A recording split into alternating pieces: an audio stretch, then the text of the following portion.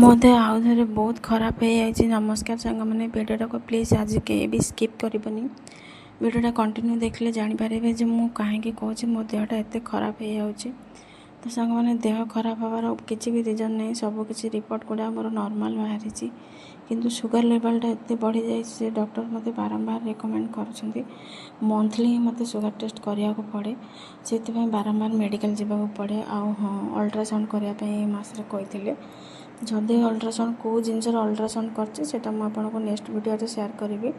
ଆଉ sugar level ବି କ'ଣ ଅଛି ସେଇଟା ବି ନେକ୍ସଟ ଭିଡ଼ିଓରେ ହିଁ ସେୟାର କରିବି, ଦୁଇଟା ଯାକ।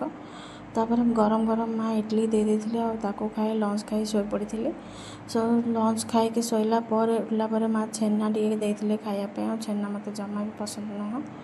ତାପରେ କ'ଣ କରିବା ସାଙ୍ଗମାନେ, ଜବରଦସ୍ତି ଖାଇବାକୁ ପଡ଼ୁଛି। ଆଉ ମୋ ଝିଅକୁ ଦେଖନ୍ତୁ ପାଣି ଢକଣଟା ଆସି ପେଟରେ ରଖି କହୁଛି ବାବୁ ଟୋପି ପିନ୍ଧିଛି। ଭିଡ଼ିଓ ଭଲ ଲାଗିଲେ ଲାଇକ୍, ସେୟାର,